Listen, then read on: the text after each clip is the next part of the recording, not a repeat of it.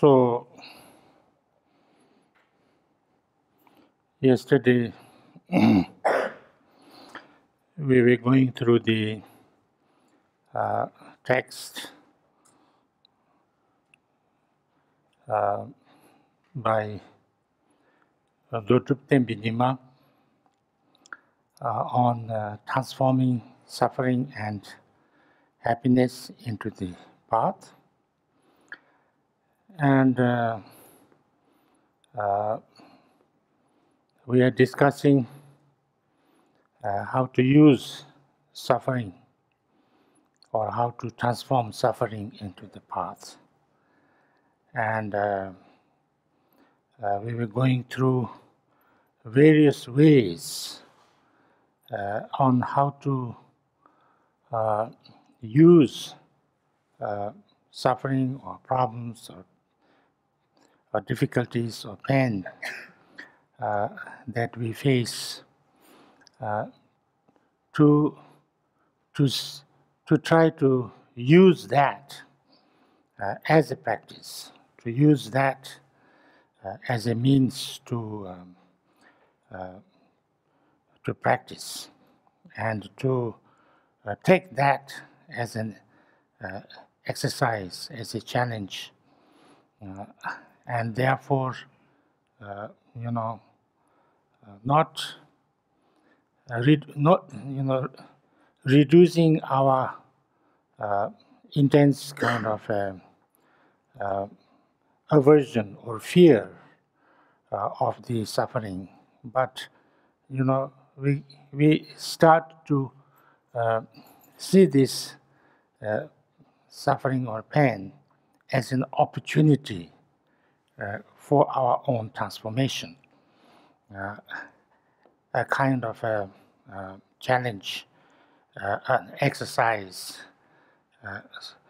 and how to do that. So we discussed several ways of working on them. And now we come to the seventh, I think this is seventh, G. Using suffering to cherish others more than yourself.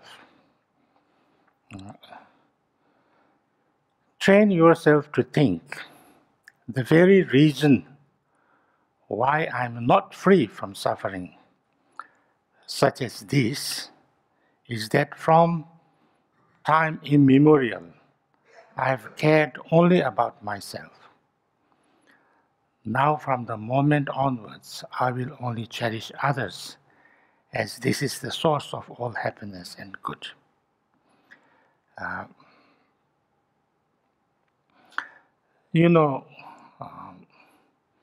As we already mentioned, the main problem of our samsaric mind is that anything that we experience, we see it as something, this is nice for me, this is not nice for me, or sometimes I am confused about that. And through this, then I don't want what I don't like. I have aversion to that. I have fear of that. I try to run away from that. Or something that I see is nice or good, then I want it. I have attachment to that. I always try to run after that. And then sometimes I'm very confused and I'm very, in many different ways. So this way, because of these three things, aversion, attachment, and then ignorance, creates this samsaric state of mind. And that is how, most of our problems and sufferings happen. So therefore, this suffering, this samsaric mind, the basic source is the most kind of fundamental source is self, kind of too much self-cherishing, or too much like I, I want, I don't want, you know. I want or I don't want. So if I want also too much, that creates problem. I don't want also too much, that's great problem. So therefore, when we can change that. It's not about I want and I don't want, but I can be a little bit less I, less me, more like about others, about everybody. Then that kind of only me, I want this or I don't want this, maybe can become a little bit softer. So therefore, trying to do that when I have some suffering or difficulties, or I have something very nice also, same thing. Then instead of saying, I want this, I must have it, I say that, I want to live, I want to give it to everybody. I wish everybody has that. Or if I have something that I don't want, I'm very kind of strongly, instead of saying, I don't want that, I kind of say that this negative thing, may not happen to anybody, So therefore you kind of, when you use this suffering that happens to you, not only I kind of take it too much on me, I like, I don't like, but you think about everybody else, then that kind of only me might become a little less. That's the, that's the idea. Generally speaking also,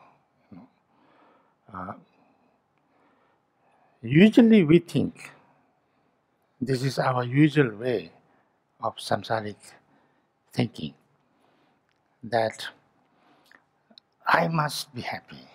I think we already talked about this, but uh,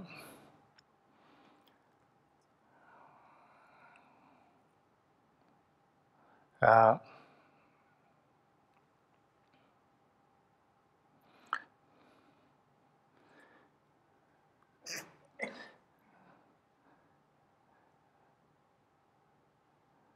the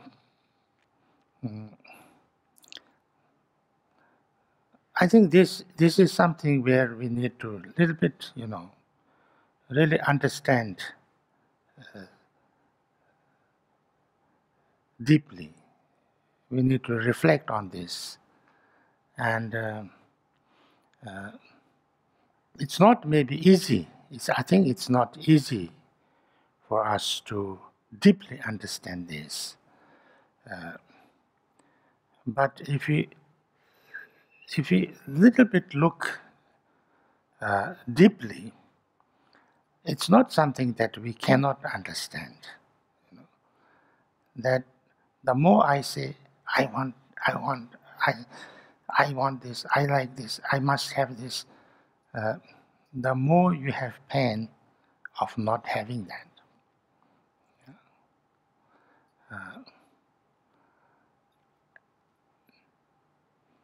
And the more you say, I don't want this, I don't want this, I don't like this, then you have the pain of having it. This is very clear. This is very clear.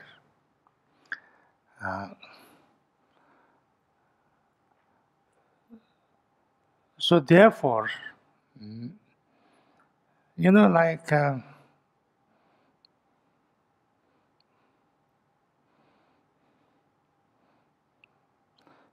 some people have to have everything right. Everything. everything exactly clean, everything exactly right, everything as it should be. And if something is not right, I can't do it, it's not possible. A few years ago, there was one person in Bodh Gaya. He lives in Bodh Gaya, in the monastery. And then he said that he had a request from one of his kind of acquaintances, a Chinese lady, to book a hotel for him. And he booked quite one of the best rooms, hotels, a room. Then he had also another request from one of his Bhutanese friend to book a room for him. So he booked in a small kind of a hotel. Then this Bhutanese arrived with 8 of his members, 8 people in his group. And he saw this room and he says, well, this is, maybe you need something more, something different. I said, it's okay. And they all 8 of them lived in this small room, and they cooked there. And then this Chinese lady arrived, and she had this big hotel, quite expensive, separate, quite a big room and everything, high standard and attached bathroom and everything. And then next morning she came and complained. She said, this is a really bad hotel. It's not having this, not having that. So she moved to another hotel. And then after another 2 days, she moved to another hotel because this was not right, that was not right. So during 7 days, she moved 5 hotels and went away quite exhausted and unhappy because the hotels were not good enough. This Bhutanese family, they stayed in the same place, they cooked, they were very happy and went away very happy. It happens like that. It happens quite often like that. So, sometimes you have it has to be like this, like that. You have certain expectations. The more higher expectations you have, the more problems you have, because nothing is exactly as you expect. Yeah? Nothing can be exactly as you expect. Then this is also not exactly as I expected. This is also not exactly. This is also not exactly I expected. Yeah? So every time you see something that's not as you expected, you have a problem. It should be not like this. It should be like that. And then you have problem. Yeah. But if you go there without any expectation, then at the end, you have to live there, you have to sleep, you have to wake up, you have to wash your hair, and then go away. Yeah? And then sometimes you don't expect anything, then you see something a little bit nice. Oh, this is very nice, because you didn't expect it to be there. That, that becomes very easy. I am traveling all over the world, as you know. I sometimes stay in 5-star type of. I don't like 5-star too much actually, but 5-star type of, like here. Lama Sangchup is like 5-star Sometimes I happen to stay in, somebody's, apartment, and, you know, just in one small room. The person's, he's on her own bed or something like that. And sometimes, all different kind of situations. I never had any problem because I don't go with any expectation. I don't know what, people like this, I know already what is there. I've been coming many times, but many times I go to new places and I don't know what is there, but I don't mind. So if you don't expect anything, then everything is okay.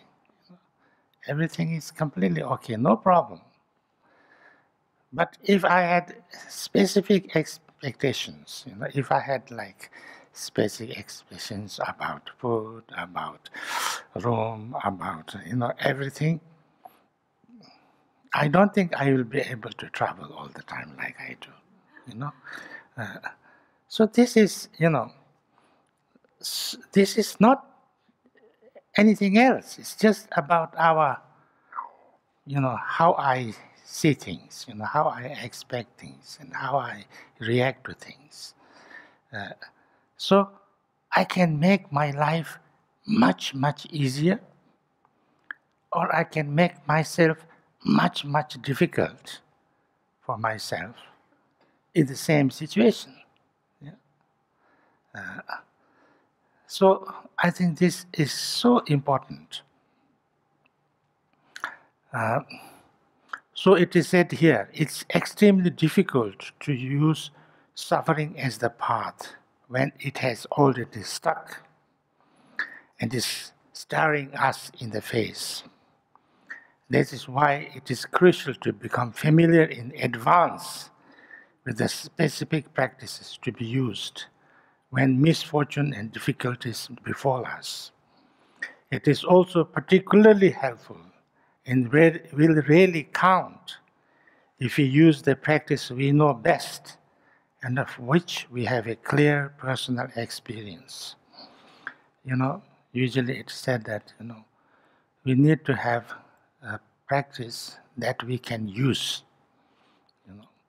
And practice means something that we can, it's not, practice doesn't mean something that we can visualize, or we can say mantra, or we can, a ritual or something like that. It's practice means a way,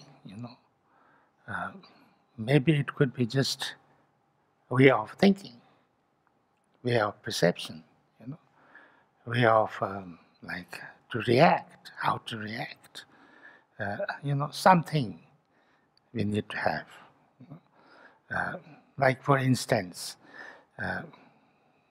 learning not to be too much, not to care about what to expect and not,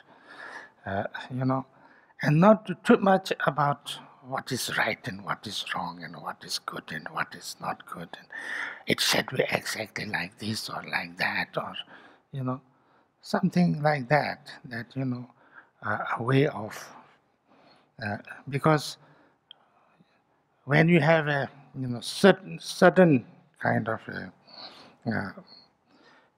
you are facing something suddenly, struck with some kind of misfortune, and then it's at that moment, then if you have to use the practice, it's difficult. So therefore, if you say to understand that everything is impermanent. Everything is impermanent. Everything changes. So if you really deeply know this, then if some sudden changes happen, sudden things happen, you would not be too much shaken. But if you don't have that, then you will be very deeply shaken. Because how it is possible is, But if I really deeply know that, and this is this could be my practice, that every time before going to bed, I can say that this could be my last night. who knows whether I will wake up or not. So if I wake up, it is so good. It's nice. I'm alive today. You appreciate. But it is possible. It is possible that I die tonight. There is nobody can guarantee that. This time, when I arrived first time on April, one of my very good friends from Holland, he came to see me at the airport. And then we met. He was in very good shape. He never used to put on suit, but he put on his suit with tie to receive me. And then we went to Brussels. We spent whole day together. And then evening he went back by train to bring his girlfriend next day. And then next day he brought his girlfriend, his new girlfriend, young one. And then we just chatted a lot, and then we had dinner together, and then I gave a talk, he listened to the talk, and then around 9:30, I went home, and he stayed in that place. And around 1:30 at night, he had a heart attack and died.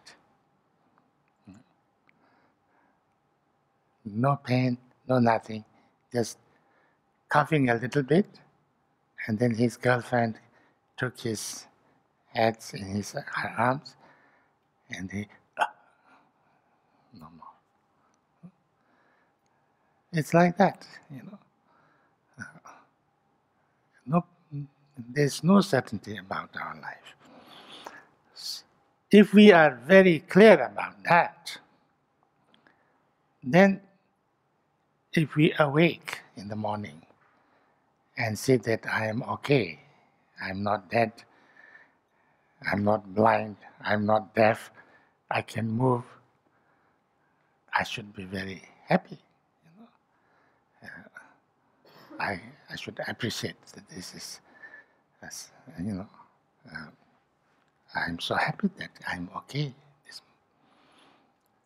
And, if I live like that, if I can live like that, appreciating every moment that I can live happily, joyfully,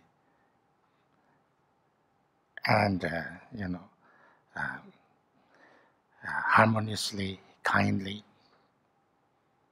because we have no time to make lots of trouble.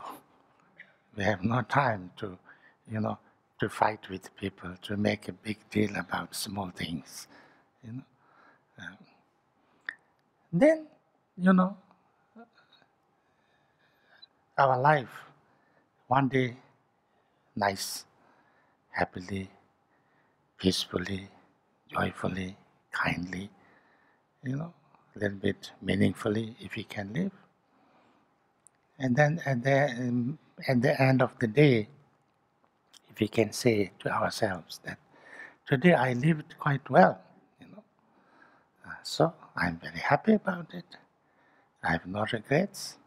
I congratulate myself. I dedicate the merit to everybody, and then go to bed, without any expectation too much. Maybe we won't wake up tomorrow. Yeah? So if I wake up tomorrow, it's wonderful. It's a gift of life again. So if I can little bit understand that, because that's a fact, it's not an imagination, it's a fact that we can die anytime. When we know that we can die anytime, then lots of other things become very small. lots of other things that we have or we don't have, or we get or we don't get, or it's there or it's not there, becomes relatively a much less important thing. So if we can see like this, then we can be okay. Even if we, even if what we have is not the highest thing, standard, or highest, the best thing that I like, or something like that, it's okay, because main thing is I am alive, and I am not sick, and lots of good things I have. So this way, if I have, or if you say things like,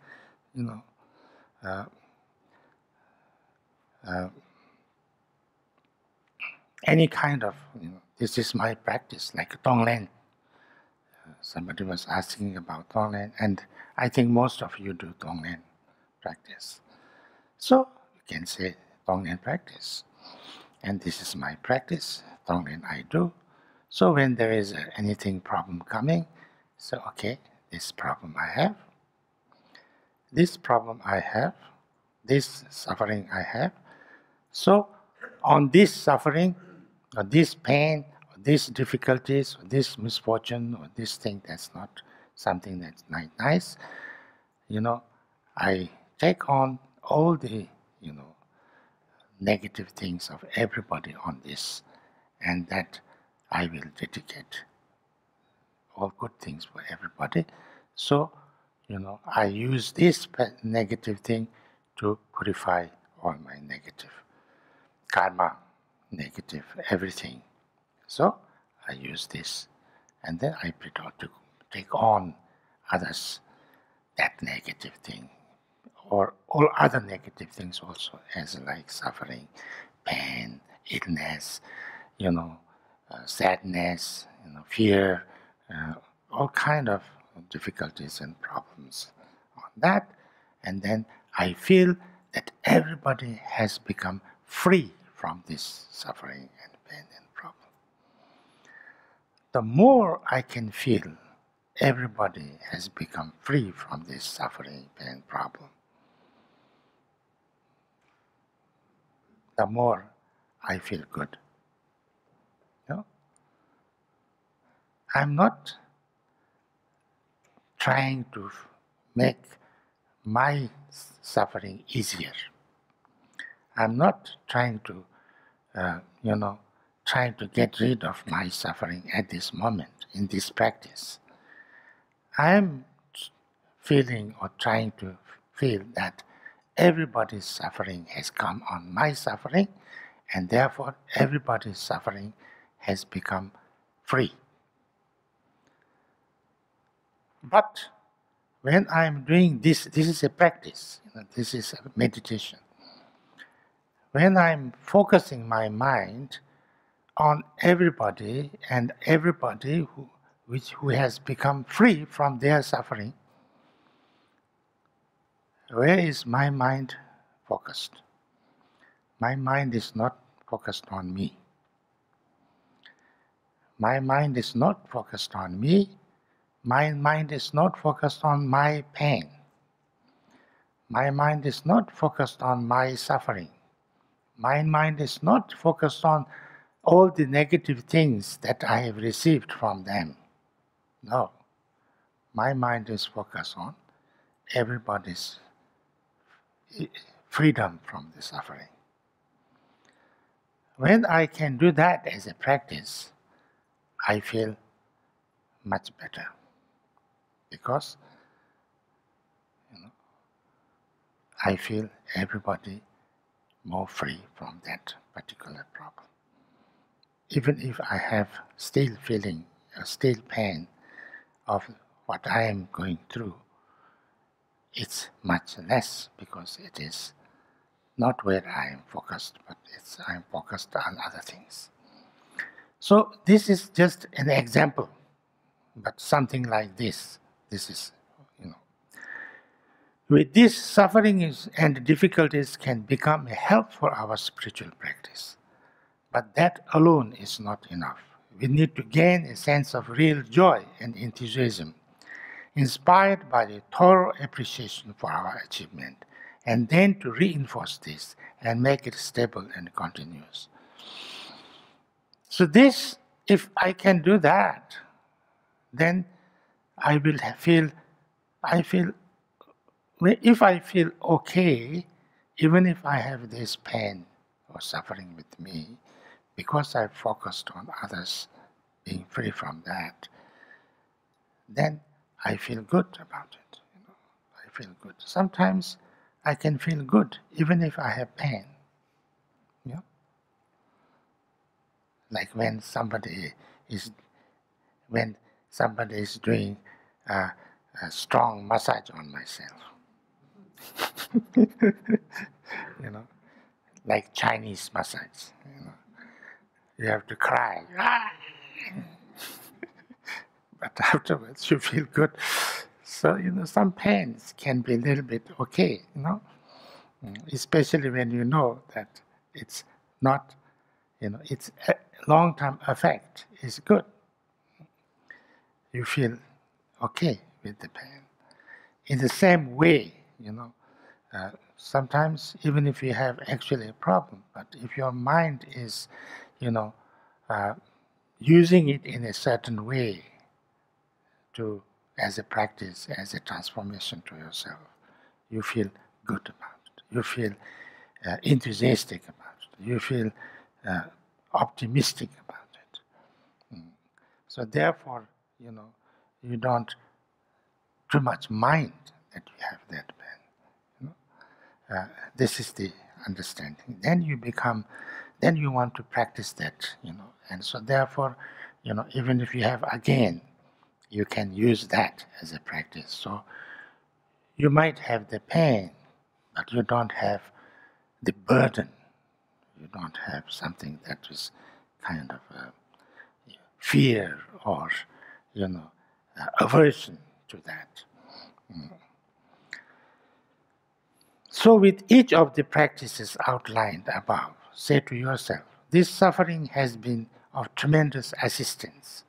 It will help me to achieve the many wonderful kinds of happiness and bliss which are experienced in the higher realms and in liberation from samsara and which are extremely difficult to find. From now on, too, I know that whatever suffering lies in store for me will have the same effect. So however tough, however difficult the suffering may be, it will always bring me the greatest joy and happiness, bitter and yet sweet, like those Indian cakes made of sugar mixed with cardamom and pepper. I don't know this Indian cake, but I know the Bhutanese emadaji, Bhutanese chili, chili sauce, chili vegetable, what is it called? Chili, kase, chemas kase.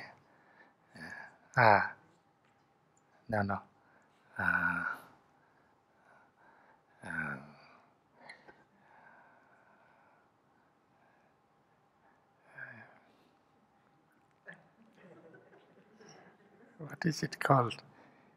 Indians have what? Curry, chili curry. Bhutanese, I don't know how many of you have been to Bhutanese. They make chili curry, just chili, and little bit of cheese, So good. So good. It's so hot that, even Bhutanese themselves, when they're eating it, and then they kind of all the, sweeting like this, and then also nice.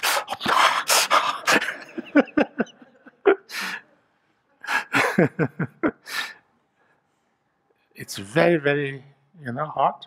So you need to drink lots of cold water. And then you are, totally perspiring, but it is so nice. I think this will fit more with than the Indian sweet.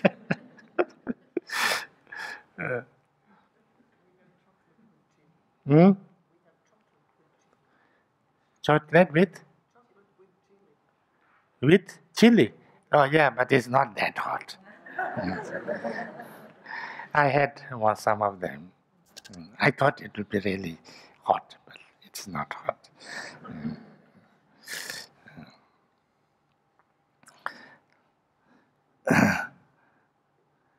Follow this line of thought over and over and very thoroughly and get used to the happy state of mind that it brings.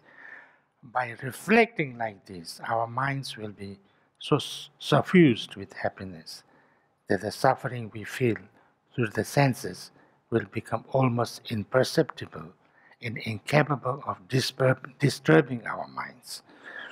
This is the thing. If we can use kind of some method like this, then even if we have actually pain, physical pain, or certain kind of problems, and because of our way of thinking, our way of reaction, you know, that pain or that misfortune or that difficulty cannot totally overwhelm us or totally disturb our mind. We can still have a stability of our mind. We can still have a certain sense of, what can you say? Sense of peace. I think peace would be the right thing to say. We can have a certain sense of peace and, indisturbable kind of state of mind. So therefore, although we have to go through very difficult situations, some difficult situations, but those difficult situations we can carry easily through. We don't get broken by those difficult situations. And that's because of our way of using those problems, way of looking at those problems. And that's the practice. We need this. We need something like this because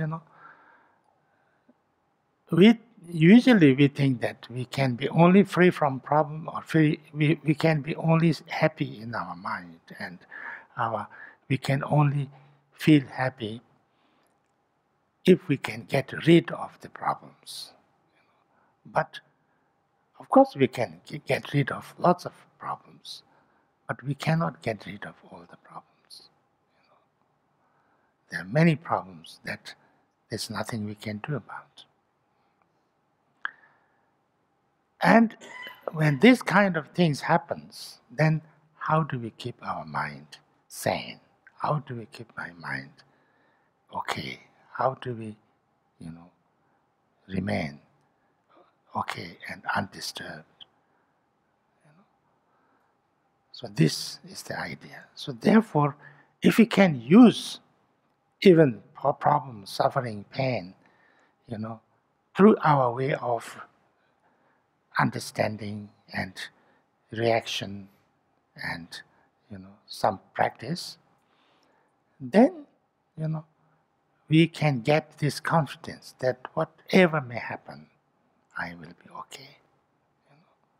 No problem. That's why sometimes it is said that if a great practitioner, even he or she is surrounded by 100 murderers and they are about to attack you, is totally unmoved, kind of, what can you say, unshaken. And this can be possible only if you learn how to do this. So, and this is the sign of your practice, because the sign of your practice is about, what is the practice, basically? Dharma practice is about working on how you experience things, your emotions, your reactions, how you react to things, how your habitual tendency is. That's where you practice. Buddha said, what is this cause? What are the real causes of suffering? Klesha.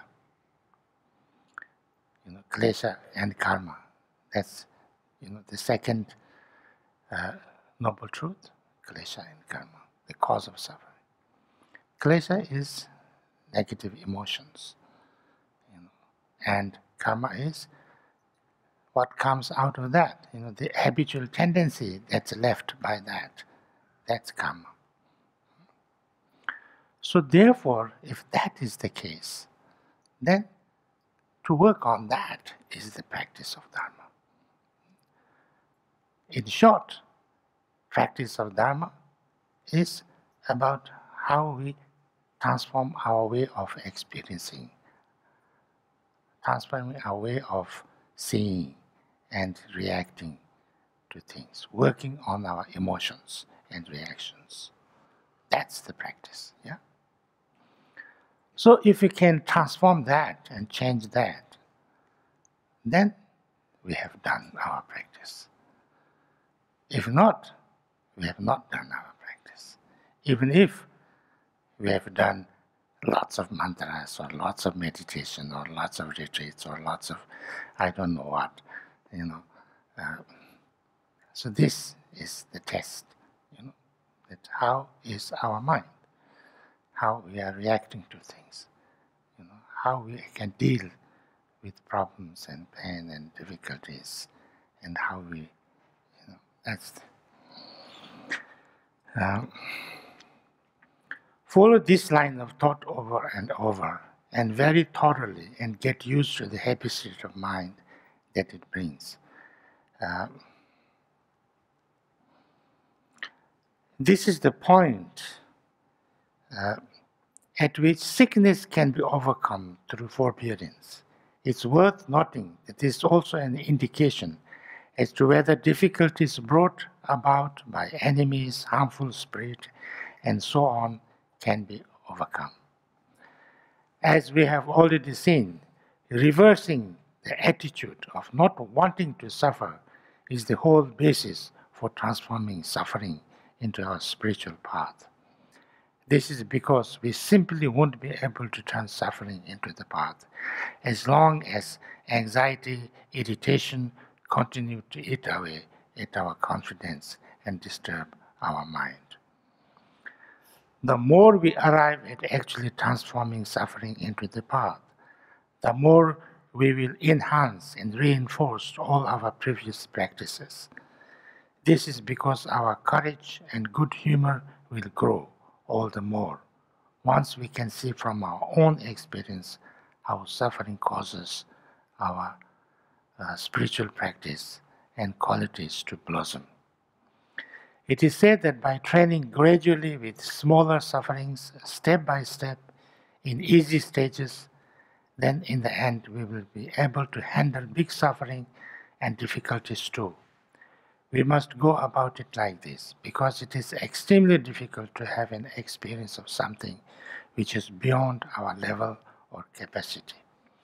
This is also important, that if we try to do this and then we are not able to, then we cannot say that, oh, this practice doesn't work because, I still have headache. It's not that easy. But if we can do something, little bit also, then it has to grow slowly, step by step, and that's important. That it is not something like a painkiller. In the breaks between sessions, pray to the Lama and the three jewels that you may be able to take suffering onto your path. When your mind has grown a little bit stronger, then make offerings to the three jewels and to negative forces and insist, please send me misfortune and obstacles, so I can work on developing the strength to my practice. At the same time, always stay confident, cheerful, and happy. If you can pray that, please give me all the troubles, then if you can do that really deeply from your heart, that means you have not that much aversion. And that then, even if you have a problem, it will not totally give you that much suffering. I mean, you can have pain, but you don't have aversion or, that kind of a mental block. So therefore, it's easier to carry. And especially when you know how to use it, then it becomes much better. When you first begin this training, it is vital to distance yourself from ordinary social activities.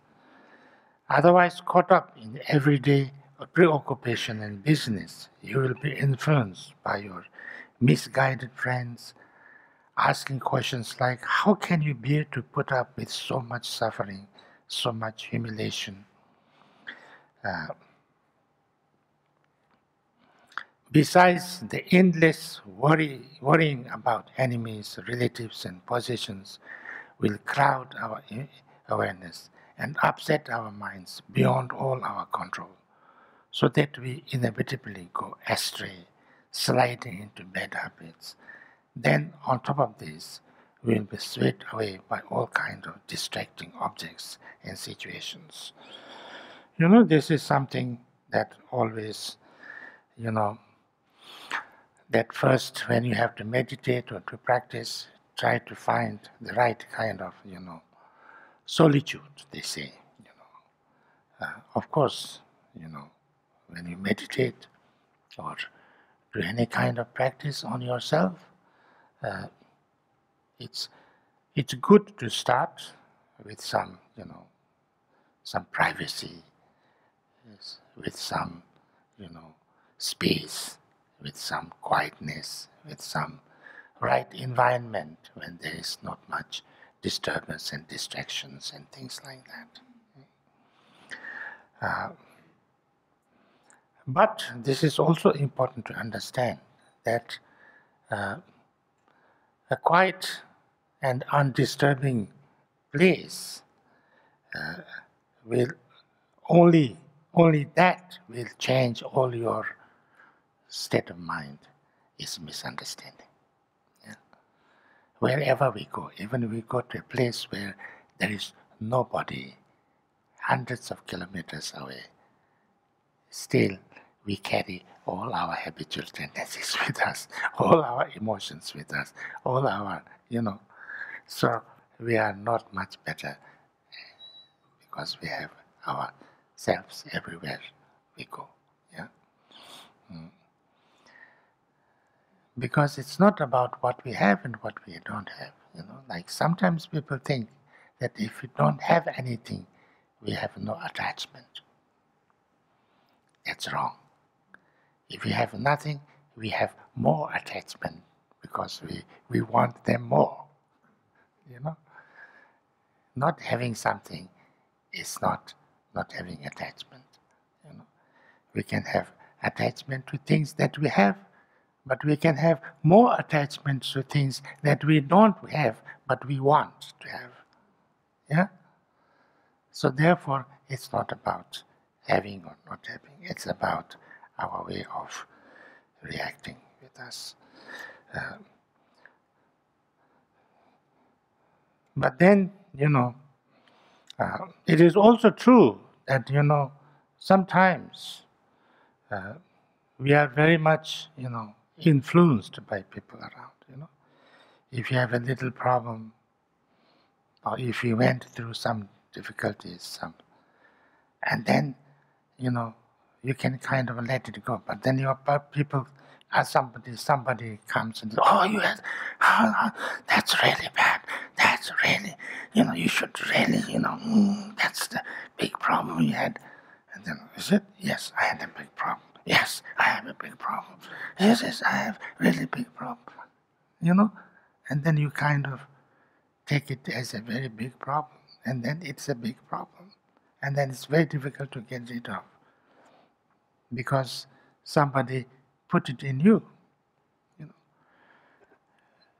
We should understand, I think, that most of the things that how we think is put in by our society. Yeah, it's good like this. It's bad. It's you know, it's positive. It's negative. It should be like this. It should not be like this. All the things is put in our. Like, you know, sometimes in some places, like in India, for instance, if you are white, fair, the most nice thing, most nice thing. So in India, all advertisement is how to make your skin lighter, how to make your skin more more whiter. If you look on the TV, in half of not more than 90% of the advertising how to make your color more white. And then in the West, it's better to be browner. And then there's lots of things to make you brown. You have to go to the seaside and bask in there. Even if you might get skin cancer, but doesn't matter if you become brown. It's just something, put in by mind. This is beautiful. Oh yeah, this is beautiful. As if we have no sense of our own, It's like that. The fashion is like that. Sometimes, the fashion becomes, very, very tight, very, very loose, you know, big, small. You can't do more than too many things. Uh, this is, this is very good. It doesn't. It's not very comfortable. But this is fashion. Oh, is it? Yes, it is fashion. Ah, yes. It's okay. I must have it. Even if I cannot bend my knees, and it's so difficult all day long, but it's fashion. Recently, one of my cousins had a hat. So uh, I was thinking, why he's putting this not very nice hat all the time. I didn't say anything, but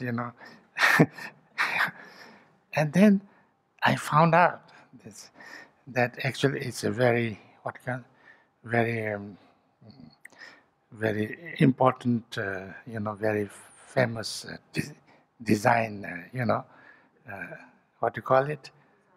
Designer thing, this huh? Branded. It was a branded thing. It was very expensive. The hat was like more than 200 euros or something like that, you know. And then I understood, because my other, young brothers and sisters was talking, and he's this branded. Oh, I see. That's why he's always wearing this really not very good-looking cap. It's like that. So it's so much, influenced by everybody.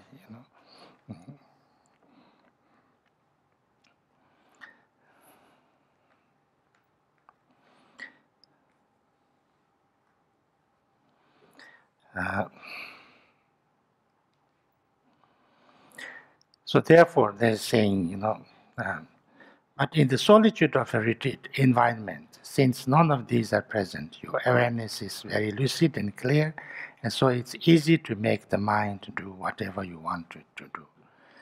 It is for this very reason that when practitioners are trained in trampling right on top of suffering, at the beginning they put off doing the practice using the harm caused by human beings and amidst destruction, but instead make a point of working with the apparitions of gods and demons in cemeteries and other desolate and powerful places. To sum up, not only so that your mind will not be affected by mischief, fortune, and suffering, but also to be able to draw happiness and peace of mind out of these things themselves. What we need to do is this. Do not see inner problems like illness or outer problems like rivals, spirits, or scandalous gossip as something undesirable and unpleasant, but instead simply get used to seeing them as something pleasing and delightful. To accomplish this, we need to stop looking at harmful circumstances as problems and make every effort to view them as beneficial. After all, whether a thing is pleasant or unpleasant comes down to how it is perceived by the mind. Take an example, someone who continuously dwells on the futility of ordinary, mundane preoccupations will only get more and more fed up as their wealth or circle increase. On the other hand, someone who sees worldly affairs as meaningful and beneficial will seek and even pray to increase their power and influence. With this kind of training, then, our mind and character will become more peaceful and more gentle. So this is also one thing, like if we go through anything, whatever thing we go through, or whatever happens, it has also a good side, a bad side. I think sometimes this helps a lot. There's almost nothing that happens.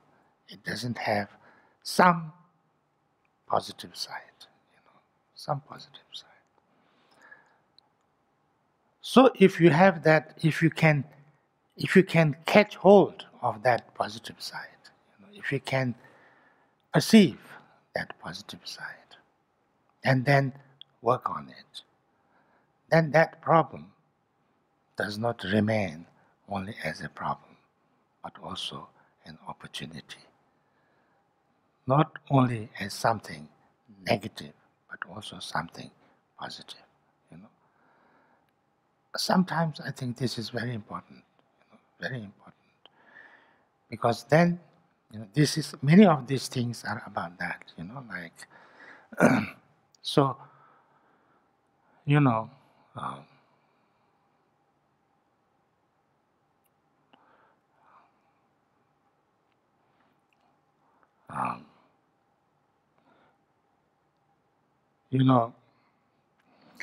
um,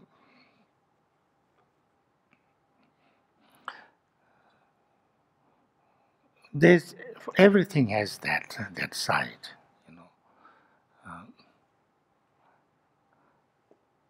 I think you know this story of Gampopa, the master Gampopa, the main student of Milarepa, who is one of the main founders of the Kagyu school. He was a doctor, very successful doctor. Some of his medicines that he invented are still used. And, he had a very, very nice family. He had his wife, 2 children, a very devoted wife, very nice wife. And then misfortune struck them.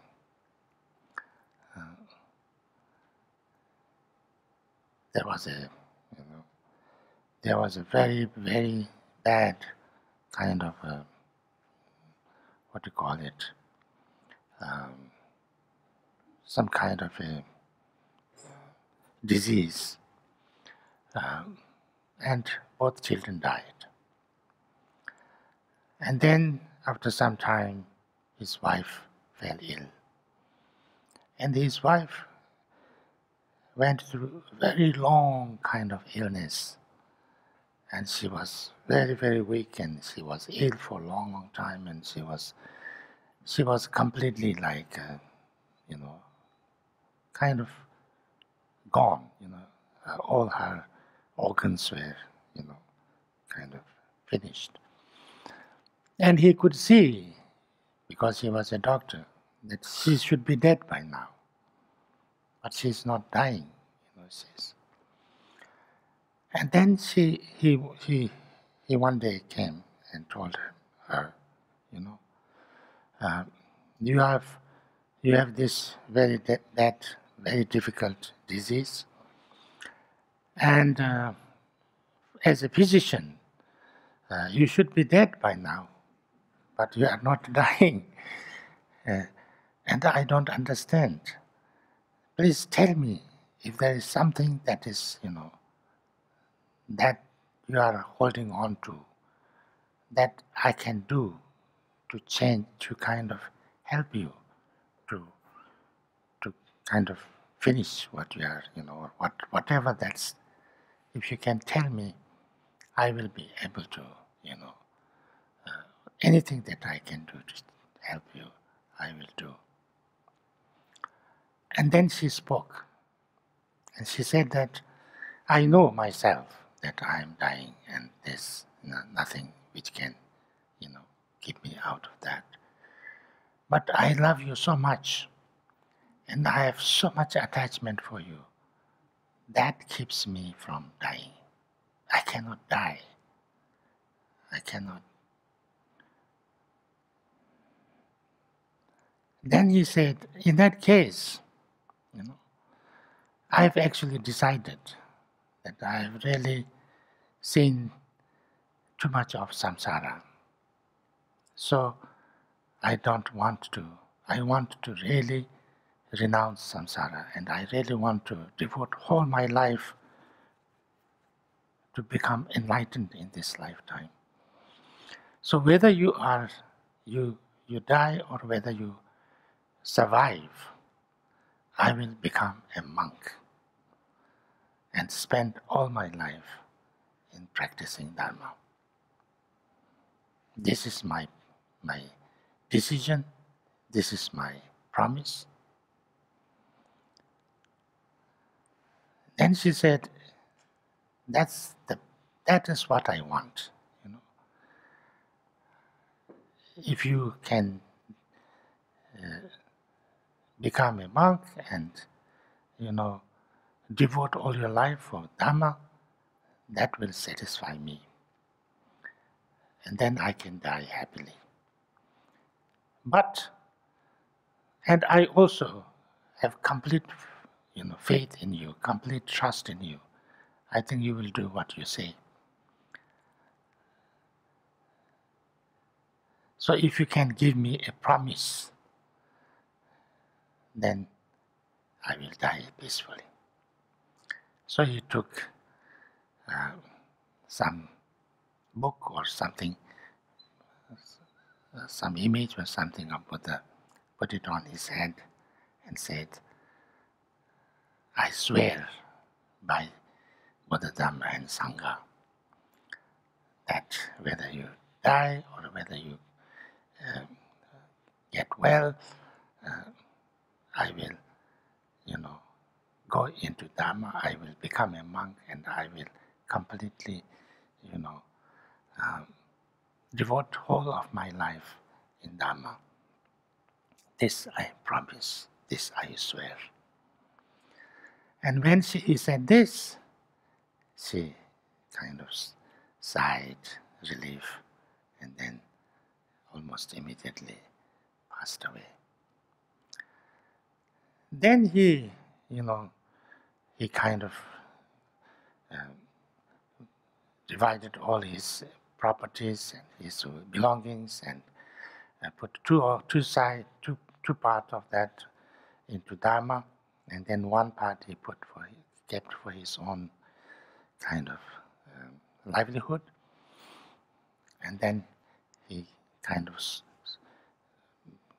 got rid of everything, including his own house and everything, and then he was sitting there in his room having some tea one morning, and his uncle came. His uncle came to visit him, and he said, how are you doing now? He said, oh, I am so relieved, I am so happy now. He said, and he got very angry, his uncle. What do you mean that you are so relieved, you are so happy? You know, your wife is the best wife I've ever seen in my life. She died and you are happy? What do you mean by that? You can never get somebody like that in all your life. He said, no, I didn't mean that. I didn't mean to get another wife or anything. I mean that now that this happened, which is very bad, and which is very, very difficult, which is very painful, but it has one good side, that now I will go into Dharma and there's no obstacle for me. So now I will devote all my life to practice Dharma and would become somebody, would really,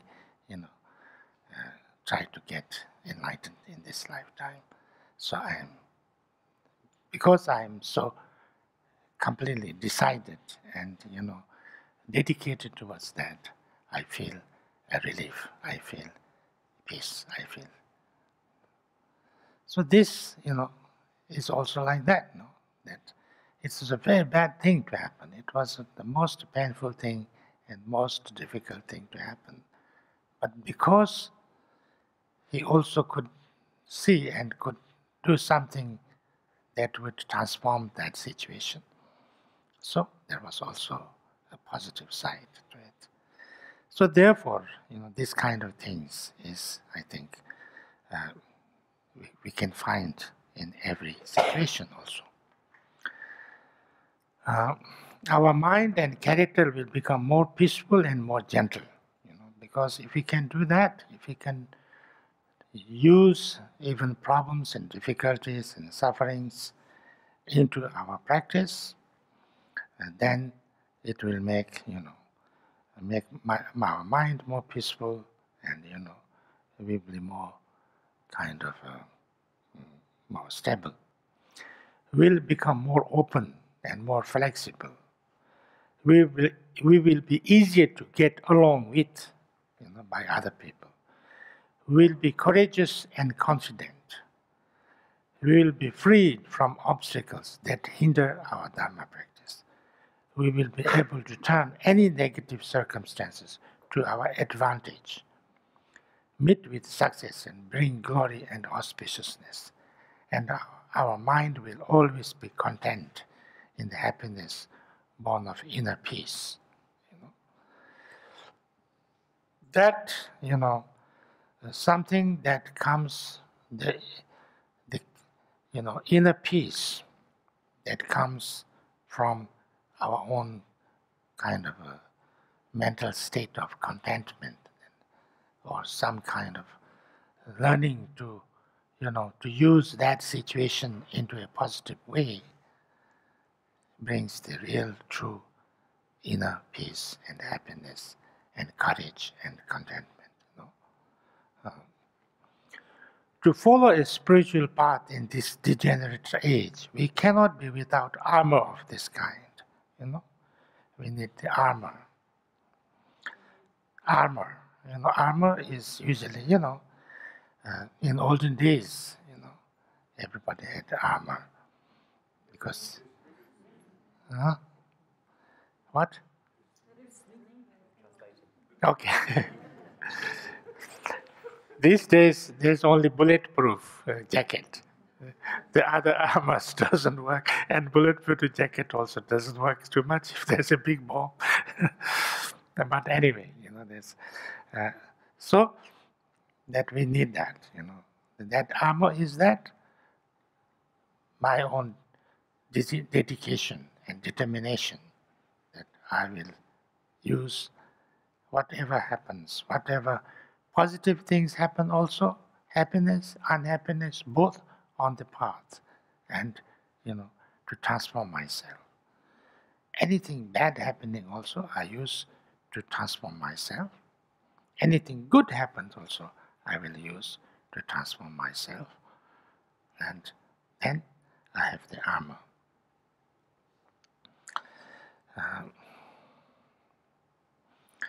Uh, because if we are no longer tormented by suffering of anxiety and irritation, not only will other kinds of suffering fade away, like soldiers who have lost their weapons, but even misfortunes like illness will, as a rule, vanish on their own. So, the more, if we know how to not be worrying, how not to be anxious, how not to, kind of be disturbed by what happens, how not to hold on to the problems and difficulties and negative things that happened in the past, then we get this, we become confident.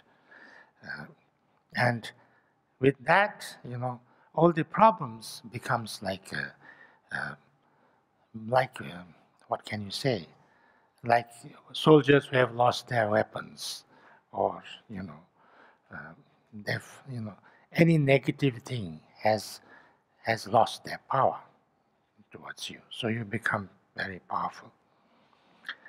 The saint of the past used to say, if you are not unhappy or discontented about anything, then your mind will not be disturbed. Since your mind is not disturbed, the subtle wind energy will not be disturbed. That means that other elements of the body will not be disturbed either.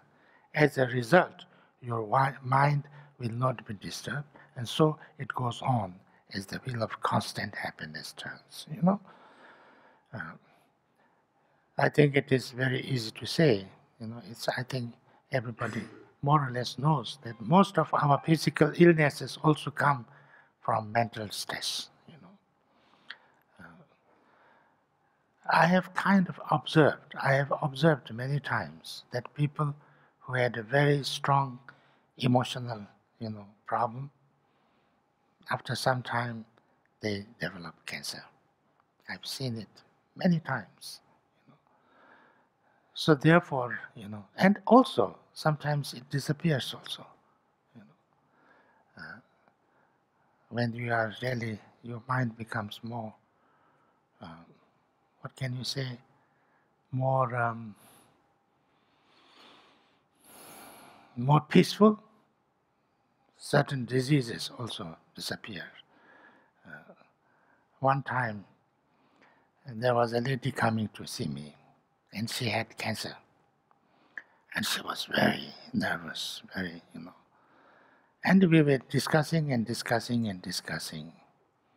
And I tried to, make her understand that everybody dies, And it's a matter of, few years early or later. I'm not good at it. I tried to make it too difficult instead of. Anyway, so we talked and talked and talked, and after that, she became much more happier. She kind of could accept it and understand it, and she went back very happy. She was very happy, and she went back totally relieved. And then after about half a month, she told me that she had another checkup and the cancer had disappeared. It happens sometimes. It really happens sometimes that, cancer also can disappear. And if cancer can disappear, I think lots of other illnesses can also disappear. So, even if it doesn't disappear, it gives, less stress. And so therefore, I'm sure it is much helpful in also for, for healing and for many other things. And this is also, from Buddhist point of view, lung, this, what we call, from Buddhist point of view, our body is made of 5 major and 5 minor lungs, energies. So that is very much affected by our mind. So, if our mind is in peace, then the lungs become balanced. And because it becomes balanced, then our body becomes healthy, our mind becomes,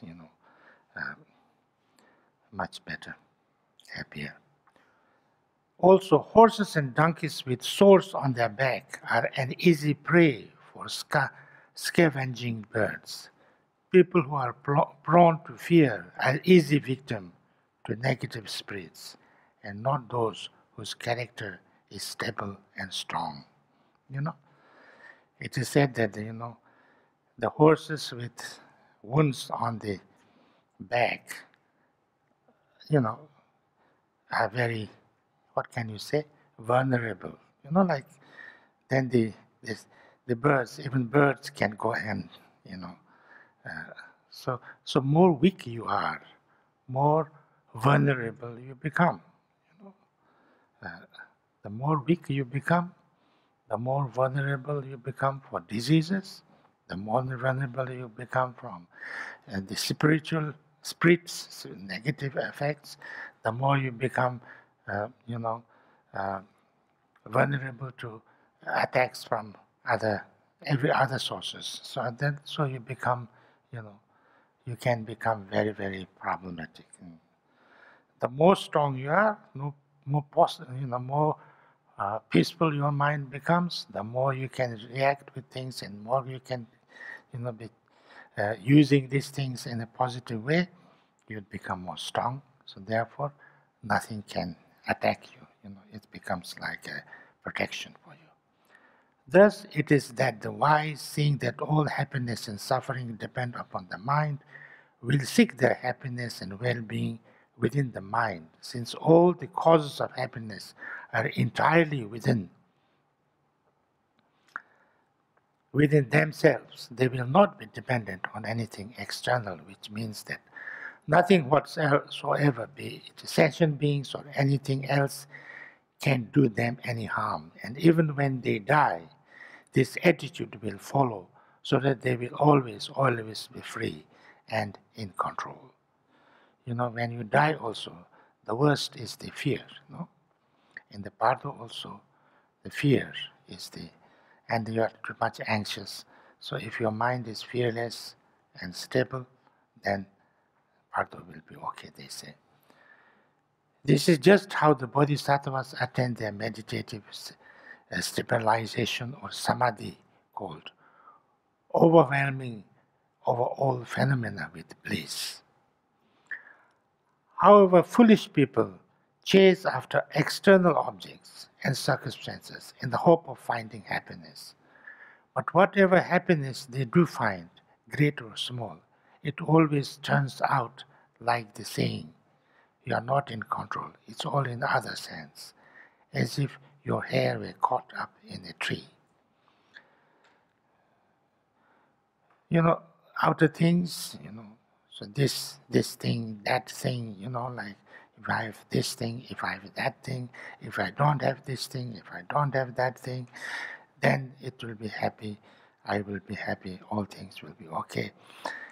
If we kind of depend on those things, whether it's wealth, whether it's company, whether it's love, whether it's, anything from outside, then that's totally unstable. We can get it, we can not get it, somebody can love you, we can have lots of success or lots of We can lose them at any time. So, it's not in our hands. So therefore, then we have worry of losing them, and many times we actually lose them. So therefore, then it's not becomes really stable, source of our happiness. What you would hoped for never comes to be. Things never come together, or else you make misjudgments. There's only one failure after another. Enemies and thieves have no trouble harming you, and even the slightest false accusation will separate you from your happiness. However much a crow looks after a baby cuckoo, it can never turn it into a baby crow. This is kind of, It is said that, cuckoos leave their eggs in the crow's nests. And then when the cuckoo babies kind of hatch, the crow has to look after them. But when the crow becomes big, it will attack its own mother. So, because crow is bigger than cuckoo. So this is what it means. It means that if you depend on something that cannot really give you the protection or the source of happiness, then it is like that. You should not do it. You should not depend on that. In the same way, if all your efforts are misguided based on something unreliable, they will bring nothing but fatigue. Now, this is something, a Tibetan saying, and it cannot be translated, and it is translated also very strangely. It says, fatigue for gods, negative emotion for the spirits, and suffering for yourself. It's a very good translation, but it doesn't make any sense. Because it's a Tibetan saying, La Ojan, what is something like that? La Ojan, de Tongchi, or something like that. This hard advice brings 100 different essential instructions together into one crucial point. There are many other pit instructions on accepting suffering and hardship in order to practice the path and to transforming illness and destructive forces into the path, as taught, for example, in the pacifying tradition. Shiji. Shiji is a tradition. It's one of the 8 practice lineages which came from India. Patamba Sanji is the Indian master who brought it into Tibet. There are many instructions here in that Shiji about all these things and many others also. But here, in a way that's easy to understand, I've given a general outline of how to accept suffering based on the writing of the noble Shantideva and his wise and learned followers. So, these instructions that we kind of shortly went through is based on the overall kind of understanding or explanations of Bodhicaya Avatara of Shantideva. So this is the end of how to transform suffering, how to transform suffering into the path through relative truth. And now we come to how to transform suffering into path through absolute truth. But I think I'll stop here this morning. And if you have any questions, comments, stories, jokes, You are most welcome.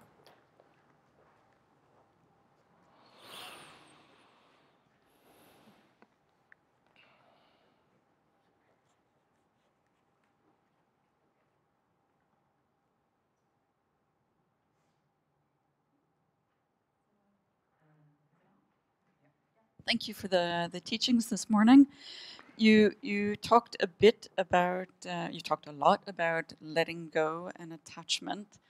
And something I struggle a lot with is if you want to make something better, you have a sort of, you have an element of ambition there.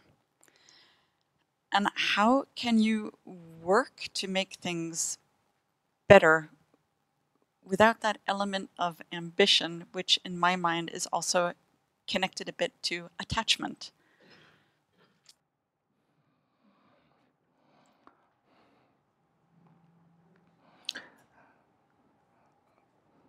Uh,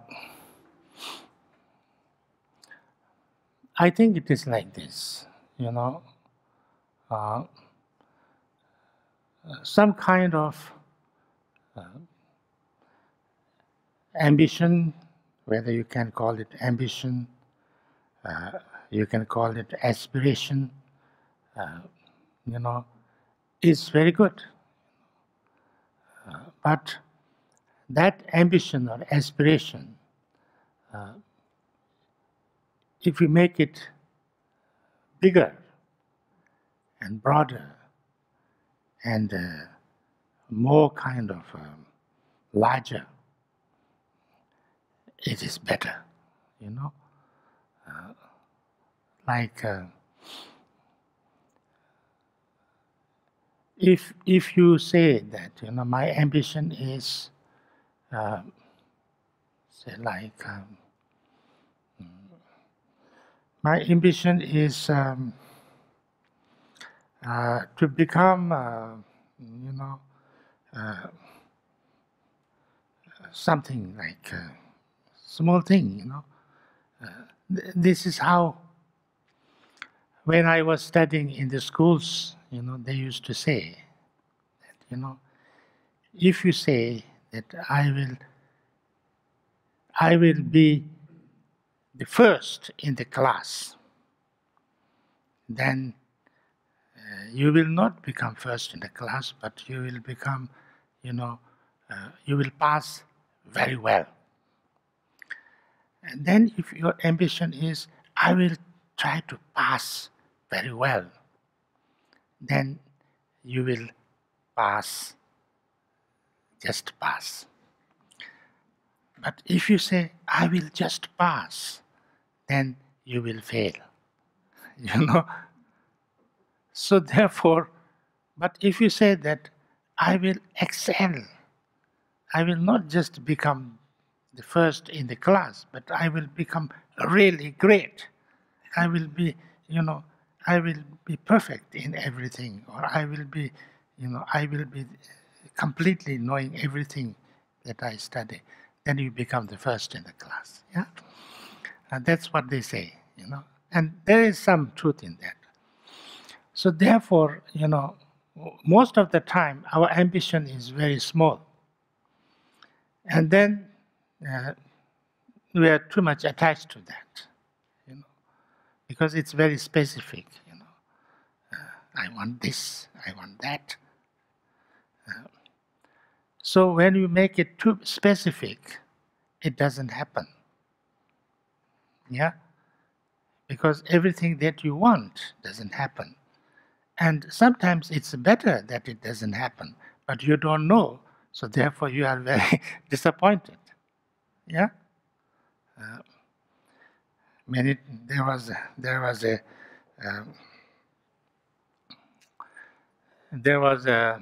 there's a story I've heard. One, I think, American person. He became a very big, rich person later on, billionaire and one of the richest. But when he started, he was trying to get a job as a clerk in one kind of, in one company, which was distributing, selling vegetables and things like that. So he went to this office and he applied for the job of the clerk, but they rejected him. He didn't get the job. And then because he didn't get the job, so he came from far away and he had nothing, no money, no place to stay. He was totally, so he was trying to survive, trying to look around, and then there were lots of these vegetables and like potatoes and things like that were there. So he bought some potatoes and went to knocked doors and said, "Do you want some potatoes?" And some people bought some potatoes from him, and he made few coins out of that.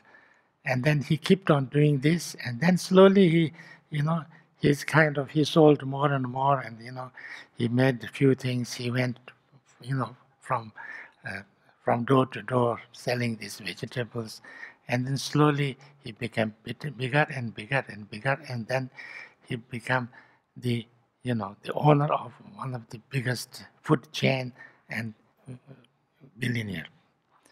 And he was saying that if I got that job,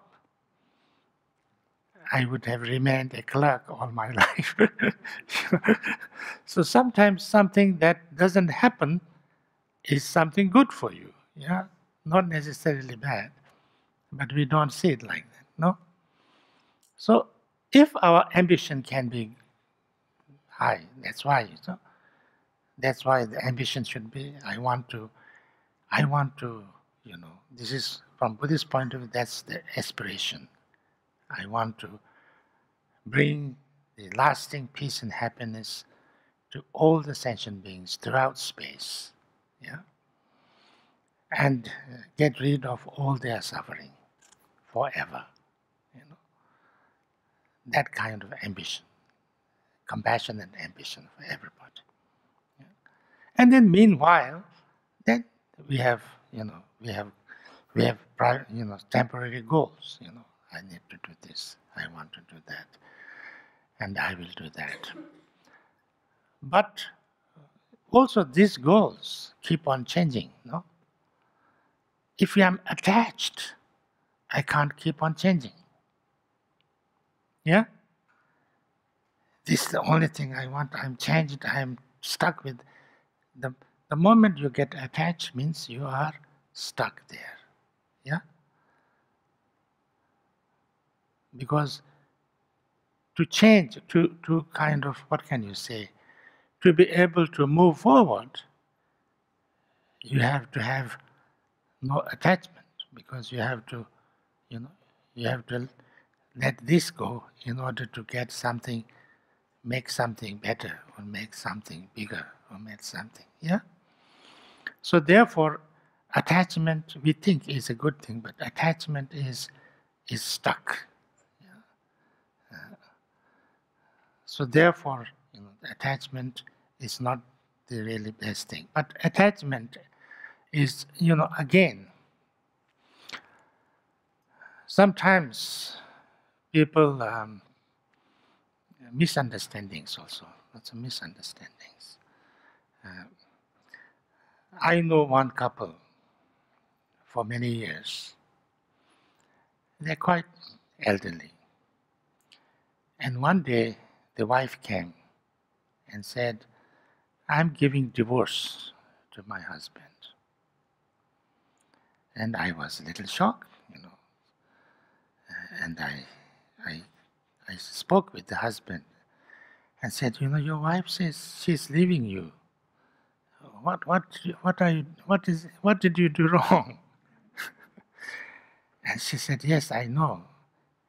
But, I understand. I understand that she's doing this. Because a long time ago, I read a book, and then on Buddhism, and said that if you have to practice Dhamma, you have to get rid of attachment. And I've been really cold towards my wife and children. So That's why she's giving. He didn't understand, You can have no attachment, but can be very loving. Yeah? Actually, if you really have to love, you have to have less attachment. Because attachment is I want, this for me. With attachment, even your wife becomes your possession. Yeah? Because it's for me, my wife, I have to do whatever I want. I have to say whatever, she has to love me. She can't do anything else but, things that I. But love means for that, Then if you love that person, then that person becomes more important than you. So, what is good for that person becomes the most important thing. Yeah. Then, you give, you allow, you respect. Yeah. Love means that, no? You care for the wish and for the benefit of that person is the love. No? You can't be cold, isn't it? So this, I think, is sometimes important to distinguish and understand.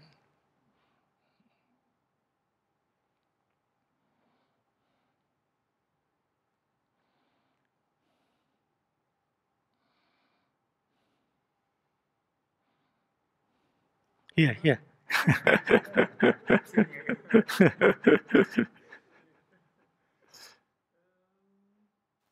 Rinpoche, we have been speaking about Tonglen, and I would be very happy if you would say some more about that, because what I have heard you say this time is that when you practice Tonglen, you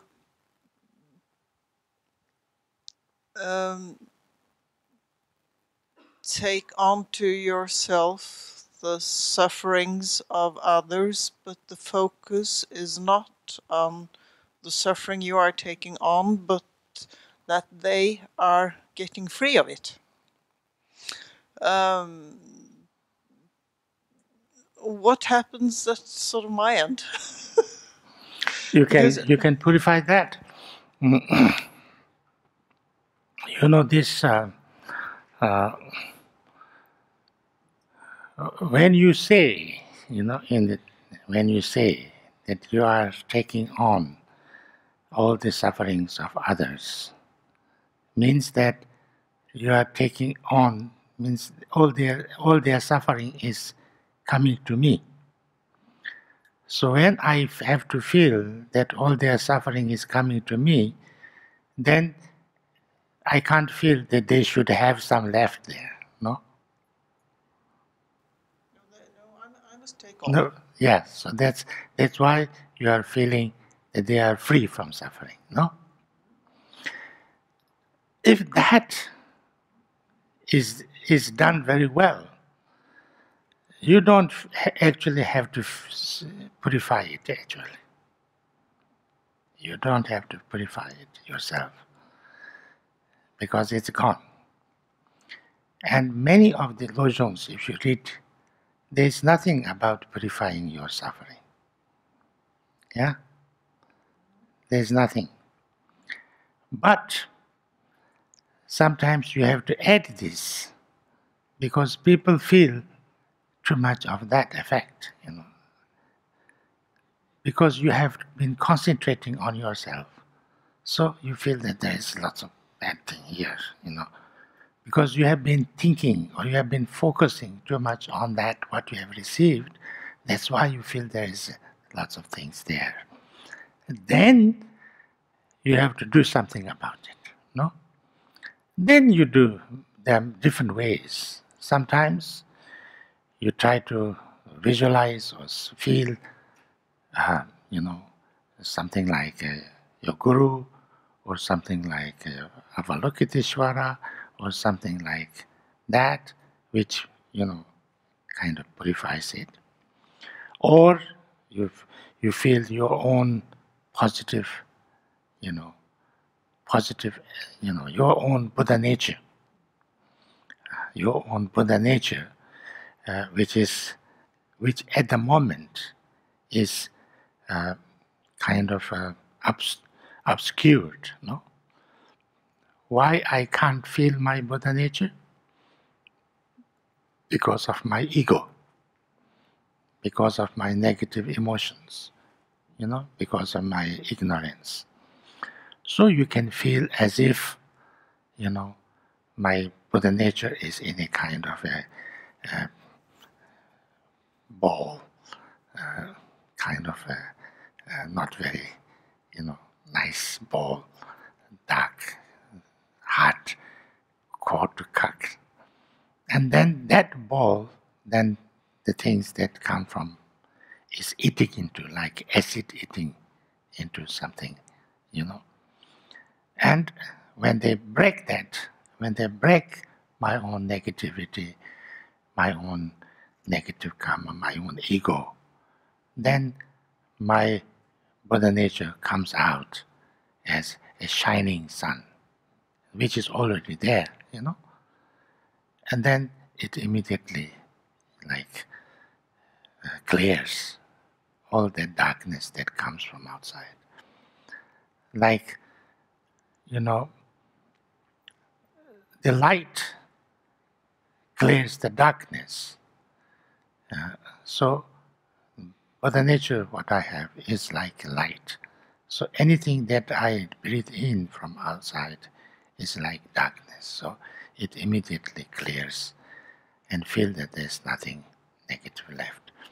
And then my positive,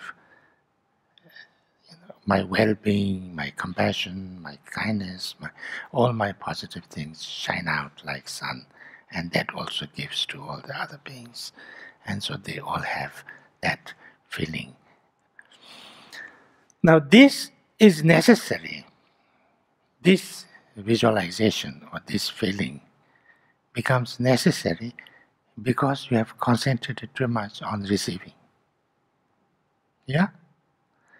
In the original texts, instructions, you don't see that. You don't see this very much. But if you feel this, you have received, and then you feel as if you have all these negative things inside you. And then if you remain like this, it's not healthy. Yeah? So you have to get it off. That's why you have to do something. But if you had already only concentrated on the, on people's kind of completely got rid of, and they feel very complicated, then this thing that we've received is already finished, because as soon as your own Buddha nature is there, so it's natural, it can't get in, because light and darkness cannot come together. Yeah? So you don't have to do anything too much there. So that's the idea. Wonderful. So when I focus on that they are relieved of their suffering, that is also a kind of rejoicing? Yes, because when your mind is concentrated or focused on everybody feeling completely free from suffering and free from all negative things, then who is feeling that? Who is feeling that? So I'm feeling that. So I'm feeling positive now. There's nothing to be purified. Yeah.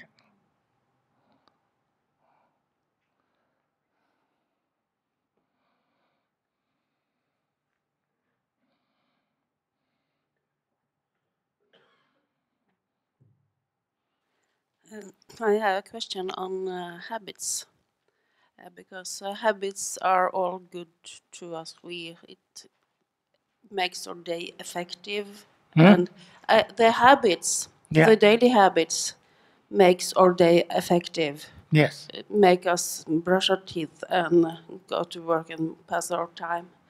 But some habits are not so good, as Yes. you also mentioned yesterday. If you have a habit of perception in certain ways. And my question relates to this and also to trauma caused by maybe abuse, some people doing bad things to persons, which also make a bad an imprint on the person and also may cause a habit of perception. So my question is how to, for oneself and also for a third person that you know, how to ease that habits of perceiving things in the bad way and to continue not so fruitful actions.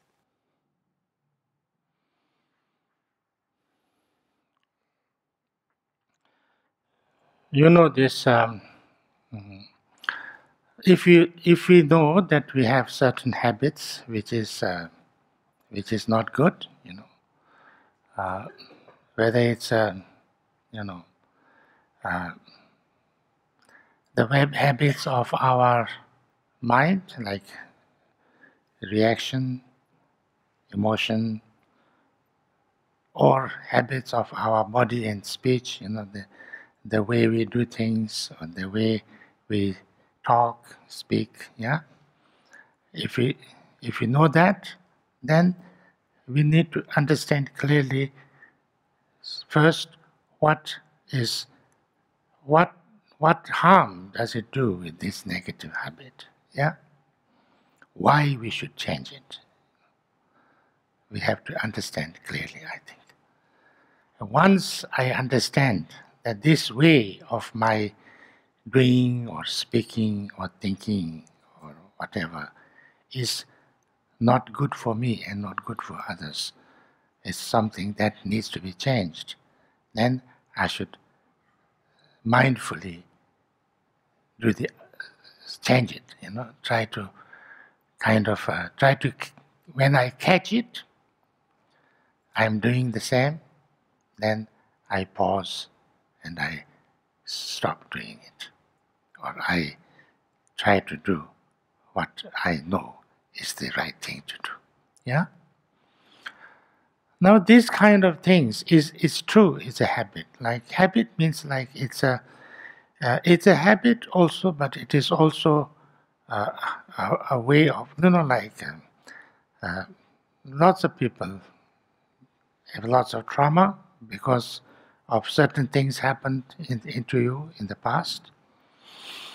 Now we see that, you know, people go through lots of different difficult situations in life. Yeah, everybody can go through lots of difficult situations in life. Some people go through a difficult situation and then come out stronger. Some people go through a difficult situation and become very traumatized. Yeah? How? Now, if somebody goes through a very difficult situation, very painful situation, very difficult, bad situation, and then when they come out, they say, "Oh, that was hard, that was bad, that was painful, but I'm out of it now, finished. I'm so happy. It was good that I came out of it." And then other people also, yes, you know, it's very good that you came out of it. Now you are free from that. Now you are really fortunate that you could come out of it. Now you don't have it. You are in a good situation now. You are free from that. If that becomes, with that support from the environment, then you become stronger. Yes, I went through that. I can talk. When I had this problem, you know, I was doing like this.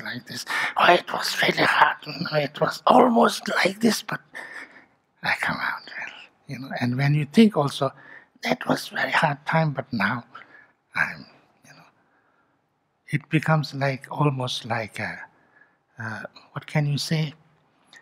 When people go to the war and get some kind of marks, wounds, or things like that, they show off. This is from that war.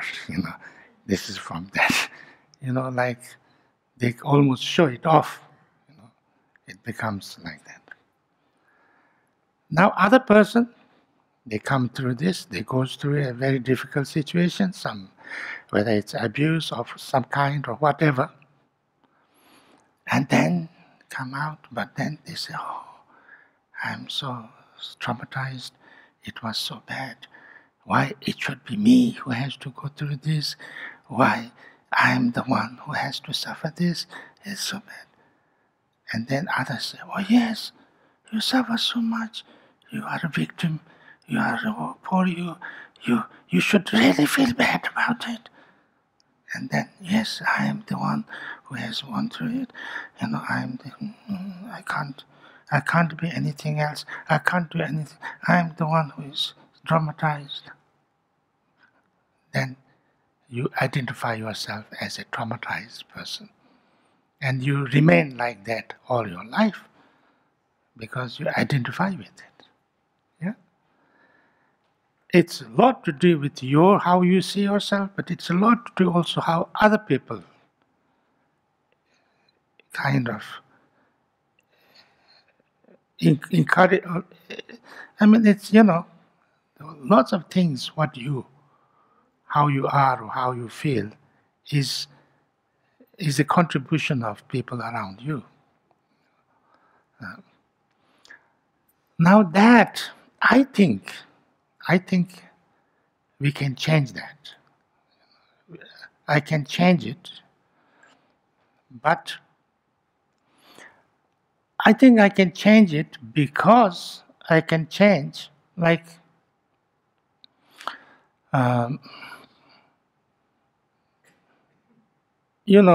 if I had a wrong way of saying, and then if I learn it, that was the wrong way of saying afterwards, then I have a different way of saying it.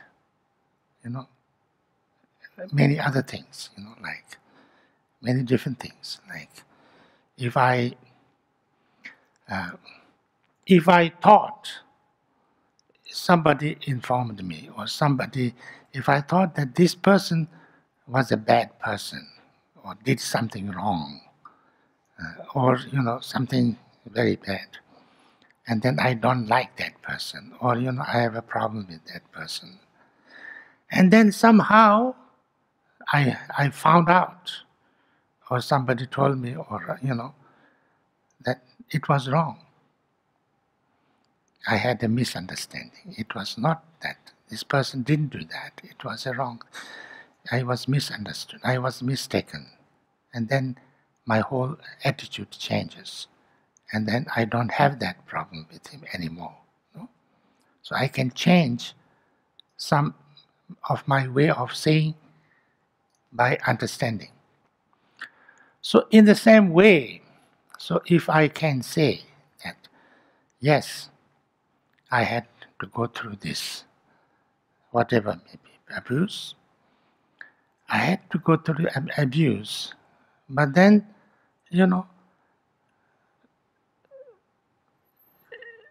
that abuse that I had to go through is of the past. Is of the past. And what I have now is the memory. But I don't have it now. Even my body, is not the same. They say, even scientifically, they say that after every 7 years or 9 years, 7 years, every cell of your body is changed. So if it has caused 7 years, I even don't have one cell left of that time. Yeah, even my body and my mind, I mean, so many things changed. So therefore, that person I have gone through, that situation, is not there now. The body. So therefore, and what happened is happened, is something done and gone. And even if I want to, I cannot get back there. Yeah. So why should I hold on with my mind to the suffering of that and identify with it now? Yeah. Because this is what I am now is very different from that. And I don't need to hold on that. I hold on it because of my identification. I think that that's the same person that I am now. And also that, we go through lots of problems and difficulties. But only some things we have this trauma keep on and others not.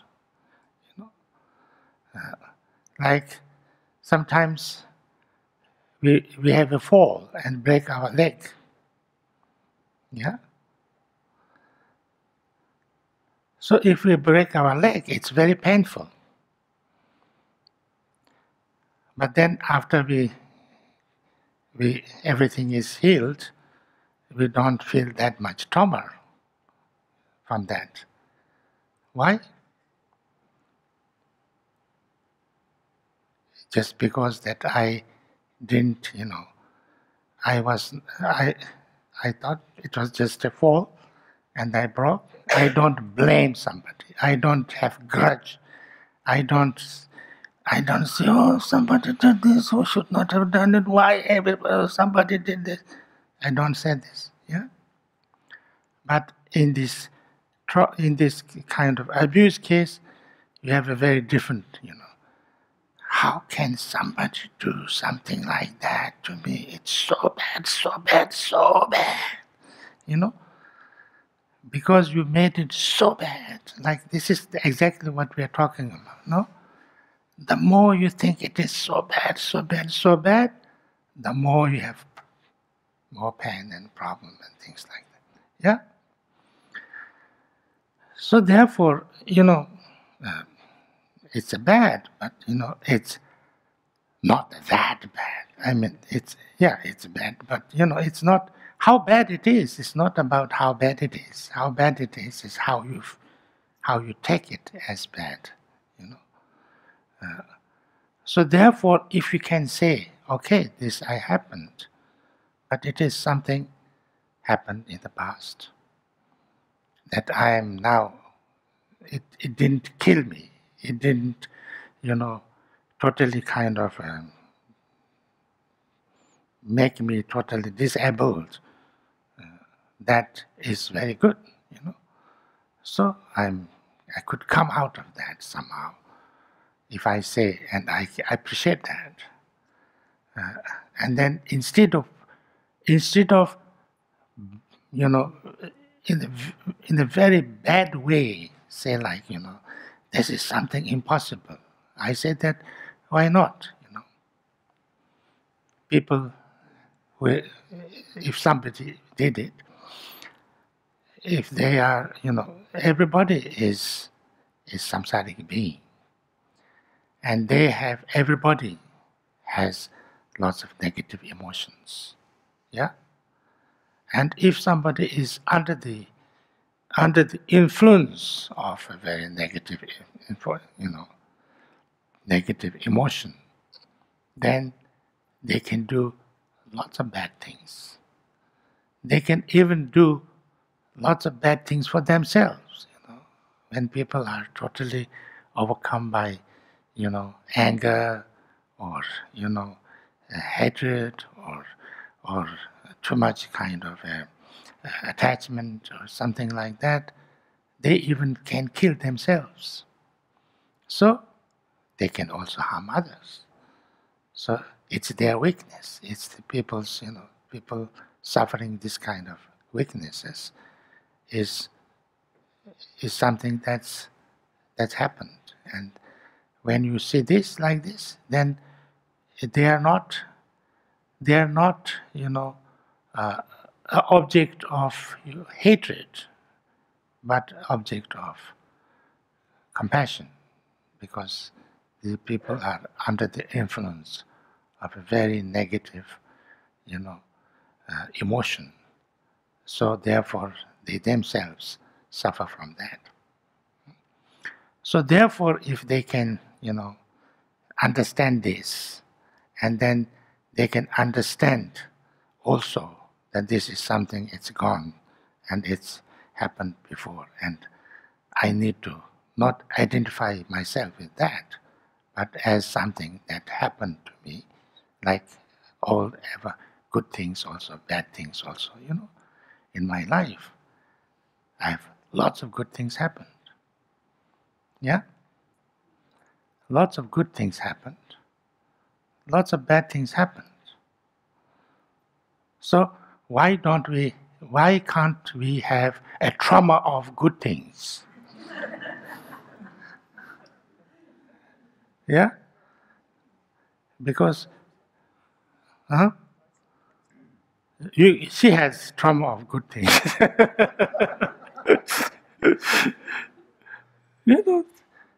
We need to have trauma. I mean, I don't think we call it trauma, but whatever you call it, we don't have yet a word. Yeah, we should invent one.